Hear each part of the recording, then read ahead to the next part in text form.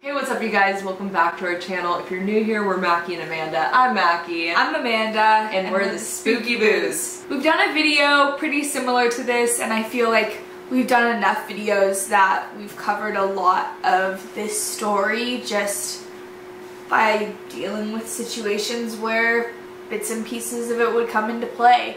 And by that, I mean my childhood and the home that I grew up in, and basically the entity that tormented me and made me the medium that I am today. Like, it's a weird thing to say.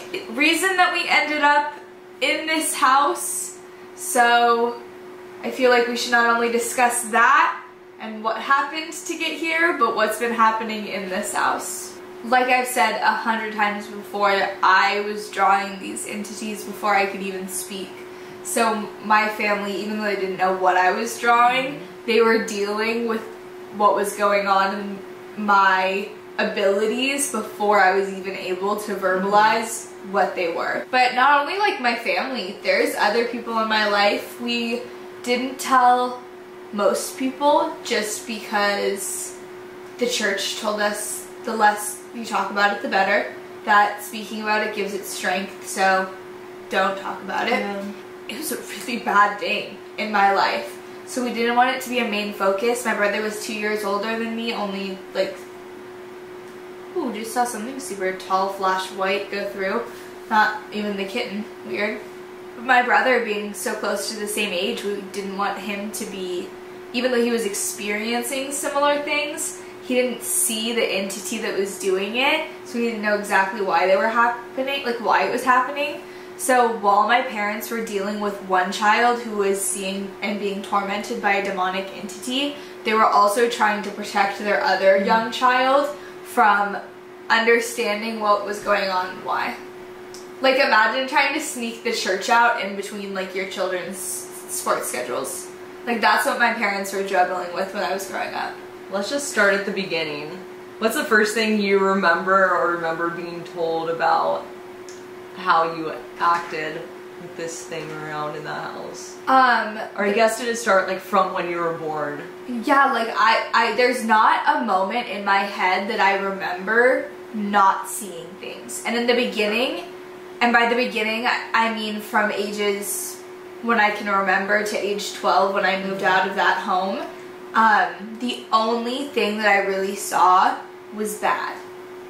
And the one thing. It was that one thing, and it actually, and I not only saw it, but like it spoke to me, like just like you're speaking to me now. It had a name. It called itself Jay. And I don't believe that was its real name, but because they say now, like I've done research since moving out, you know, and I'm 22 now. Yeah. They say that these demonic entities, knowing their name gives you power over them, so they'll give you false names. So it makes sense that this demonic entity would give a 3-year-old, 3-year-old, whatever, however old I was when I was old enough to understand and have it speak to me, that be its name. But I remember that. When you say that it like was speaking to you, I know a lot of people ask this question too, but yeah. Was it like vocal like I am right now, or was it like a voice you were hearing in your head, or can you even tell? It was like, it was almost different because it sounded different than like me hearing it with my actual ears. Like it's different than like you being right next to me and me hearing it super loud. But it was almost like, you know, when you're editing and you put on earmuffs and you kind of hear it through your ears like this. I think it was more similar to that, but I didn't have to speak to this thing out loud. Like, it didn't have to be a verbal conversation. Like when I was like, you need to go, you need to leave, and it would yell horrible things at me. It wasn't like I was hearing that just out loud, like it was both. So it didn't really make a difference. I didn't have to speak out loud to it. I could speak out loud or in my head, which is interesting to me because I've talked to other Christians about this. I was raised in the Christian church and like still that's predominantly what I believe, but it talks about in the Bible that nobody, like no spirits, nothing else, the devil, only God can hear your thoughts. So like all of like your prayers, all that kind of stuff is like between you and God. Yeah. And that's why you should pray out loud in front for these demonic entities. But for me, I never had to speak to it out loud, and even to this day, I don't. But so weird. like even the Bible says that demons can't like read your mind. So then that just brings up the question of why was it able to read your mind? I don't think that we have it all right.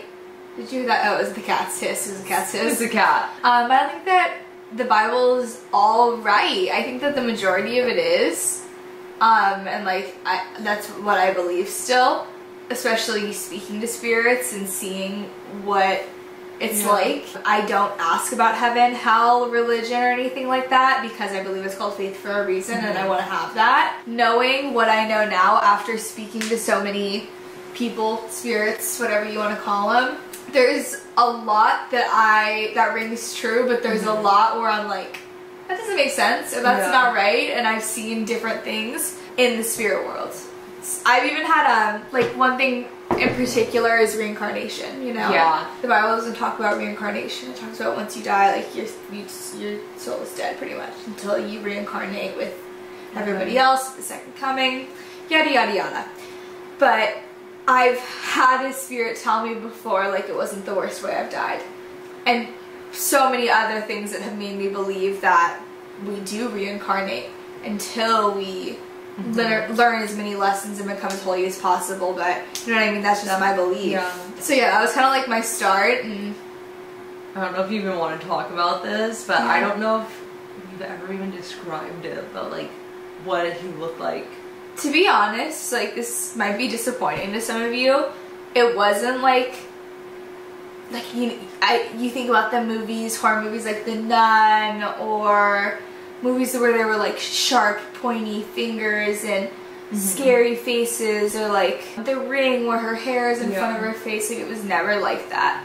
Like it was always, what was so scary about this entity was the energy that it put off and the way that it made me feel and the fear that it like instilled in me, especially as a child. I remember one time in particular though, my mom was just at her wit's end, and I don't want to say this was before I was, oh gosh, I don't want to say this was before she like really believed me, because I think that if she, I don't know, I think that if she believed me at this point, because she had a hard time with it for a long time. She didn't know if I really was seeing these things I was describing or if I was, you know, maybe crazy or making it up. But she left me in the car with this thing because I was seeing it and I was so afraid to get out of the car, and she was like, I just can't do this anymore. So she shut the Chrysler door and went inside. But I was so scared that and it had glowing red eyes. It was standing in our garage door, but like, you know how garage doors have those mirrors at the very top? So imagine how tall that is.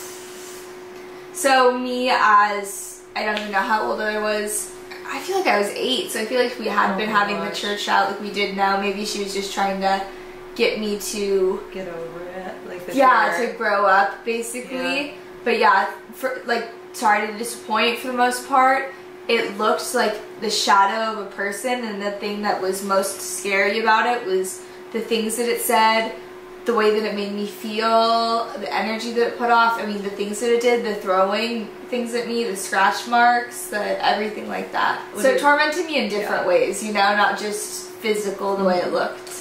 What would it say to you? Honestly, a lot of stuff that we probably can't put on YouTube. But I can tell you, we can blurb as much as you just... It would tell me to kill myself. It would tell me that my parents hated me. It would tell me that my parents thought that I should kill myself. It would tell me that God hated me. It would tell me that if I got in the car, I was going to die in a car accident. It would tell me literally at any like bad thought that you could have as a child, including seeing this demon, this thing would say to me. Did you believe it at the time? I think I did in the beginning. I remember around first grade actually being like, that's such a funny question. You're the first, that's like, no one's ever asked me that, literally. Yeah.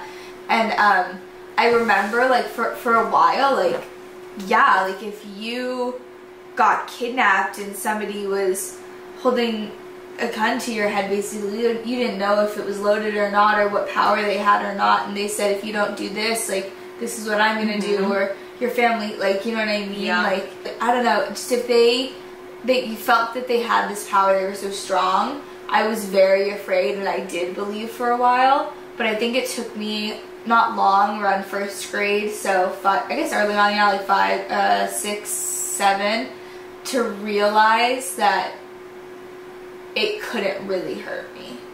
Like, it could scare me, yeah, and it could hurt me in the sense of it opened cupboards and cups were thrown at me, and I was scratched, and I mean, my brother even had a mirror thrown at him while they were going through the house blessing with holy water, which is a whole nother story. But so I know that it could cause me physical harm, but I also had this faith that God wasn't going, oh, that was serious. That was crazy, actually. I also had this faith that God didn't put me on like the earth just to let this thing kill me. It was a lot of faith and a lot of hope. And like, it did hurt me and it did like cause me like physical harm, but it never, obviously, it didn't kill me. Did it happen to like anyone else in your family, or was it literally just you? That was, like,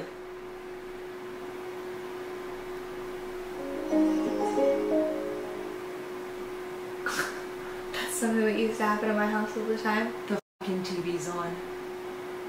That's something that used to happen at my house all the time. I'm restarting the camera. Okay. Wait, I'm videoing. Okay, go ahead. Go ahead. I almost just fell down. That's something that used to happen at my house. You have no... What the f***? Sorry. Okay. Amanda. Bobby, watch out. That was crazy. How do you feel after that? Like, I'm grabbing the remote and I'm gonna try and turn the TV off. I'm in shock. Tyler and and my entire family, I guess, we were just hanging out up here, and we started talking about my childhood and like hiding it from Tyler for so long, and literally what we're talking about now, actually.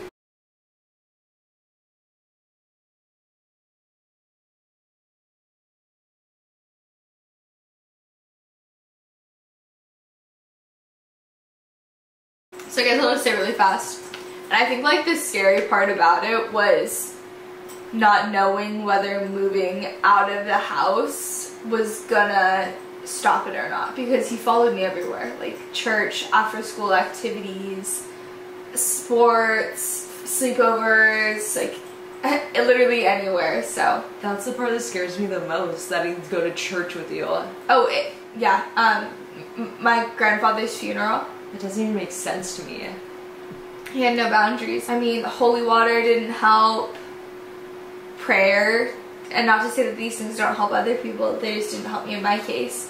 Prayer didn't help. He anointed me in holy water, blessed my home, blessed me. Like, nothing worked besides we had this intercom system in our house.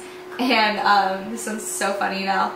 There was like an intercom in every single room. We used to play Christian radio, so Christian music throughout the entire house, just 24/7 on low, and that kept it at bay. Didn't stop it, but it kept it at bay. It's so funny that like we're even talking about this, because Tyler and I were talking about literally this exact same topic, about how it followed me everywhere and we weren't sure if moving was going to help. And we were in Las Vegas, and we were on the 23rd floor, 27th floor. We were high up, and this room was floor to ceiling glass, like mirror. Because I remember Tyler and I like throwing ourselves at it, like being like, okay, like, well, that's like, you know, super bad, right? And my mom yelling like, don't do that, whatever. And all of a sudden, I don't know how long like of a time it was between, but you just kind of hear like louder than that, like I can't even tell you how loud. And we're like, what the what's that? You know, and we're looking around, and we finally find the cause of the noise. And on the outside of the glass, because you know how thick this glass was, so obviously we're hurling our bodies at it. On the outside of the glass was a face print, as if somebody had pressed their face up against the glass, and a handprint. What the fuck? So this thing terrorized and like just what a creative way, you know, like Yeah. I look back at it, you know what I mean? And yeah, this thing terrorized me for years until we moved to the home when I was 12 years old. So you didn't even really know you were a medium until you left that house and realized that you weren't just able to see him. No. I thought that I didn't realize that this was a gift until I was like 12 or 13 years old. I thought that I had literally been cursed. Mm-hmm. I used to pray and sob and just like ask God kind of why me, you know, why do I see the things I do? Why are you punishing me this way? And it took moving out of that house and not seeing that one spirit anymore and being able to bring peace to people in God's name to realize I've been blessed with something really good, something really special. But yeah, I had no idea that other things were out there besides that negative entity. And I had seen Jay, I had seen that little girl, and I had seen an angel one time. But the angel I knew was like something I'd never seen again. Like when I saw that, I was like, that's a one maybe twice, but that's a once in a lifetime experience. So yeah, I didn't even know what a medium was really until I didn't have a lot of cable, but like eventually ended up learning about Teresa Caputo and Long Island Medium. And I think she was the one that I knew the most about, like loved her hair and stuff. So I quickly learned after moving out of the house and seeing spirits. I was like, oh my god, like there are other people out there that are like me. And I guess I just had a really, really rough start. But so here's the question: you guys moved out of the house, came up here. Yeah. Have you ever seen Jay since then? We fled that house when I was 12 years old. We finally found renters. It did not take long. My friends lived here. And we're in military family. We're moving to Virginia. We got the house, moved out very quickly. And we didn't know that it was going to stop. But I remember pulling in, if you can, I wonder if we can post a picture, but so you guys can envision my driveway is very long and it's very dark where I live. There are no street lights. So you're pulling into a pitch black driveway and there's the house and you can kind of see into the living room and the garage area, but the front yard is just covered with like you could hug them, you know what I mean? Super thin oak trees. And there's got to be 20 to 30 of them. Standing amongst those oak trees was Jay. And how long after was this? I think it's hard to say because it was 10 years ago, you know what I mean? I'm 22 now, or yeah, I'm 22 now, so 10 years ago. But it was within even more within a year of moving out. I'd say within 6 months of moving out, I saw him again because I had such a fear that like, oh my god, he's back. And that's when we saged the house and we had that horrible crazy the first time we saged the house and had a crazy experience. That was here? Or I didn't know that. Yeah, every single time we've saged and bad things have happened has been here. I had no idea. I'm sure we saged at the old house.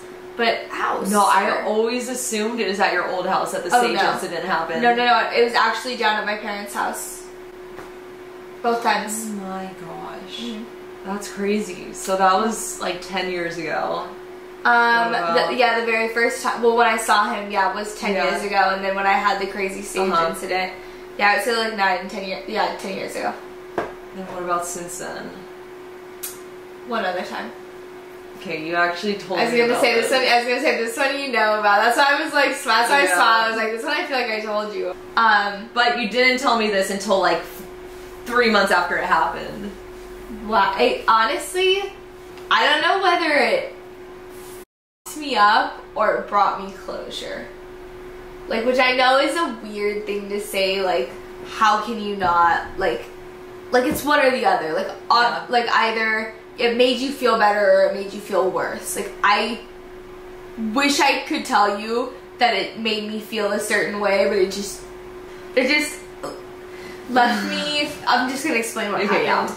I was actually leaving your house, so it was after an investigation. Let's just describe the setting first. So, okay. Late at night, we just finished an investigation. Yeah. You're driving home alone on this specific strip of the freeway where you're along the ocean. There's no city or town for miles. Pitch black. Yeah. Because it's military. No, yeah, you're actually totally right. The spot that I was on, so we had just finished an investigation, so it had to have been 2, 3. The freeway is pretty much completely empty, you know what I mean? Besides the few other people that are on it that are, you're also like, what are you doing out? And then I was at kind of like near San Clemente, like a little, like passing that area, like San like all those kind of, the boobies, you know? Like, yeah, the boobies. So there's nowhere to even pull over. No. Like it's all ocean on one side, and then on the other side where obviously freeway too, coming this way, military base. So I can't, there's nowhere to go. And I'm driving along, and I remember I was listening to a podcast, and you know that feeling that you get where all of a sudden you're like, someone's in the car. Yeah, like terrified. Yeah, so the majority of the time that it happens, the thing is in the back seat. And I just like, not that it even matters, you know what I mean? Because who cares where it's sitting? But like this time, I felt it, and I immediately like, just like, you know when you get like the childhood, like they smell from childhood or whatever, and you're like, oh my god, that smells exactly like this cereal that I had when I was a kid, or this like place that I used to go when I was a kid. Like this feeling that I got in my gut that you get when there's something there was exactly the same one that I had when I was a kid living in that house. And like the fact that it was also in the front seat, coupled with me feeling like I did when I was a kid, I immediately knew exactly who was sitting like next to me in my car. Neither of us actually, but I was gonna say I didn't say anything, but neither of us said anything for even, I was gonna say a very long time, but in reality it was probably no more than 2 or 3 minutes. And it kind of started with, do you remember how you asked what did it used to say? Yeah. And I described how it used to say just all these threats and things like that. So imagine like driving along, just all your worst case scenarios that you get when you're driving. Of course I know these things are capable because of stories that we've heard of, like the Conjuring house, and me experiencing when I was young getting things thrown at me. Like I know that they can physically touch things. I've been physically touched. I've been physically hurt. I know that things can physically grab your steering wheel. That was something that it was choosing to like use to like a tactic it was choosing to try and use to scare me, you know what I mean? But it just, everything that it did when I was young, it like tried that again, you know what I mean? Yeah, I wonder, like, do you have any idea why it came back? It was honestly just like, again, more to scare me and make me feel like a certain type of way. Did he say anything, or did you say anything, or? So like before, like I said, before that it was quiet first. Did you see the kitten? Yeah.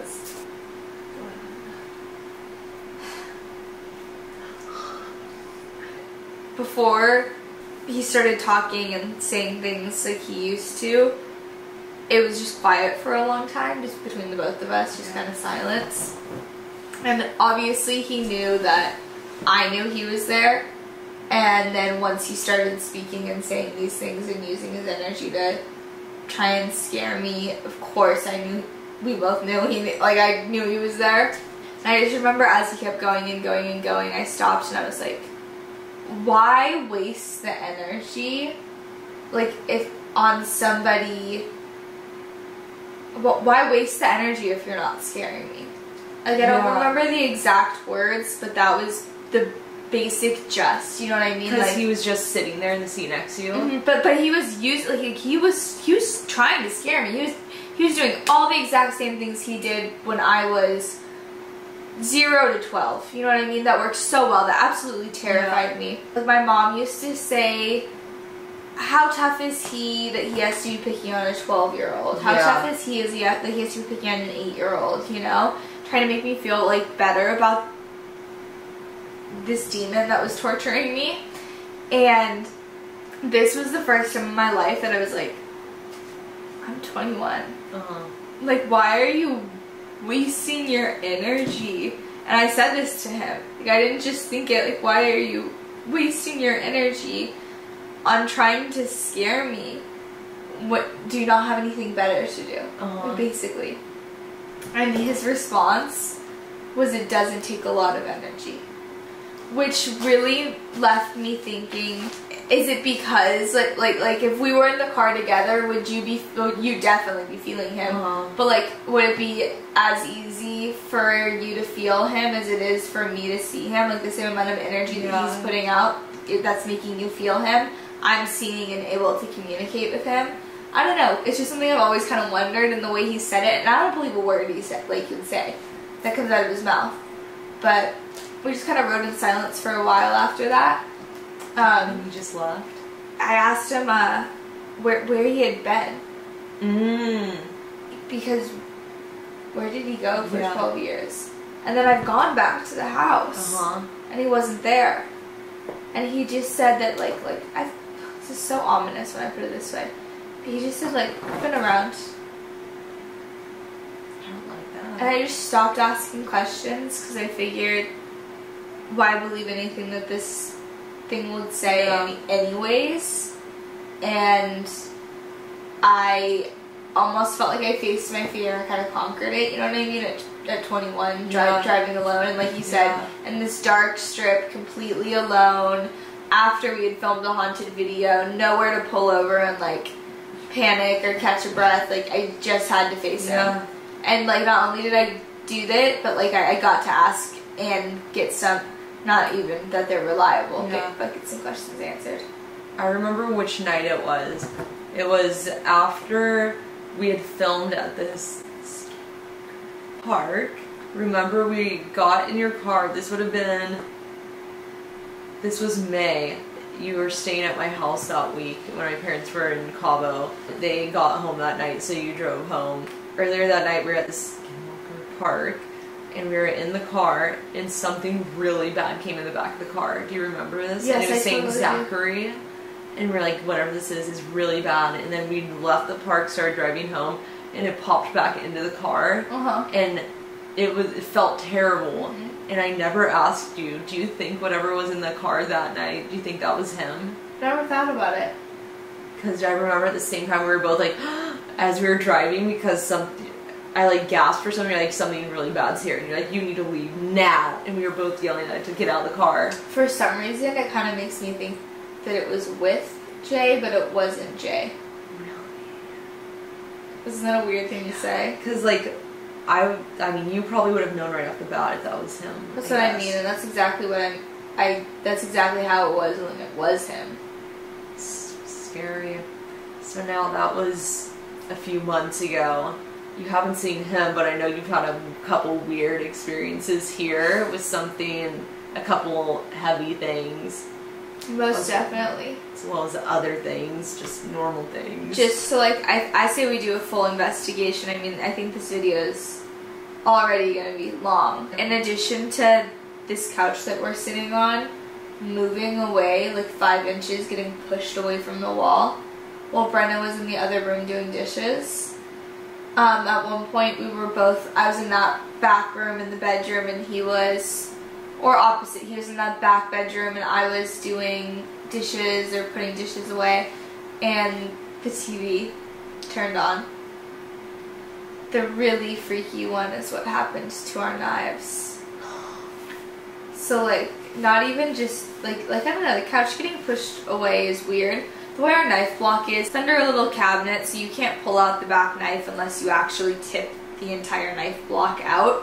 And we heard a clang. The next morning we got up and couldn't find anything. We looked, nothing was out of place. The next morning we finally came out and really were looking, and the back knife that would have to be tipped was on the floor. That's scary. That one really got to me too. The other one, we've already talked about this in a whole separate video. So if you want to hear this full story, because it's crazy, the one where that thing stuck its hand through the window right here. Yes. What video? Do you know the name? This was a few weeks ago. It was our shared psychic experience. We'll have it linked in the description below, but that was You hated it. You thought it was one, yes. and it was definitely gnarly. Like that figure sticking its hand and this demonic thing coming into my house was like a no-no for me too. But that shared what would you even call it?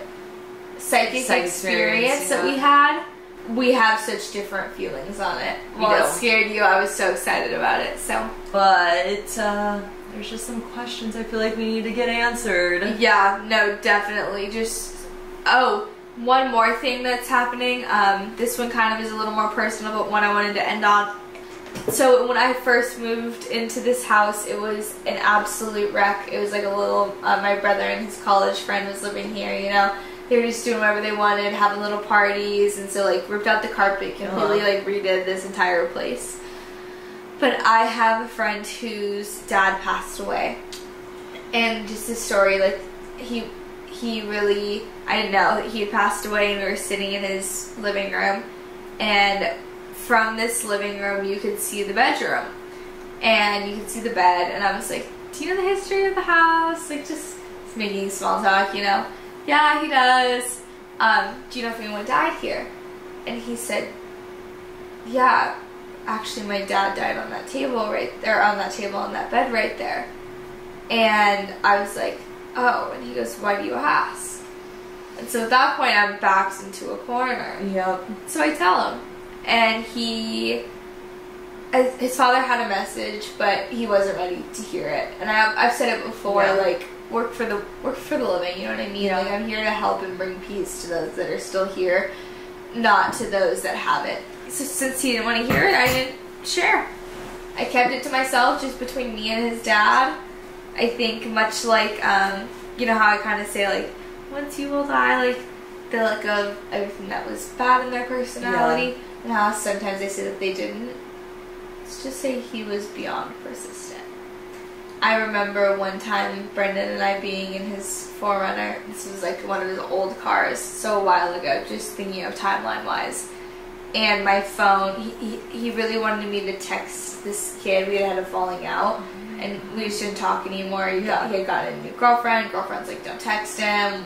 So I was like, I'm not going to text him. I remember my phone levitating out of the cup holder in between Brendan and I sit with my hands crossed. I don't know if anyone noticed that, or like when I'm tuning in, like I'll like do finger stuff, and Brendan's driving.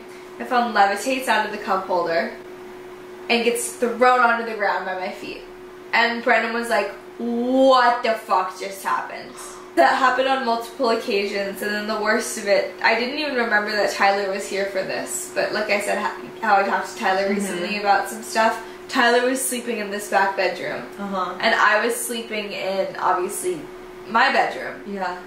And he was still, so text, and I was like, he really is not comfortable with me, like it's no, I'm not going to. And I said, how about I make you a deal? I asked, and Tyler was friends with him too, I asked Tyler if he is willing to hear this message from his dad, and if he says no, you leave me alone. Because the night before this, he had taken an entire shelf. He had taken an entire shelf from in my laundry room and pulled it out and down, and it was covered in spaghetti sauce. Like I had one with pasta, one with my cleaning supplies, one with my tonic water, whatever.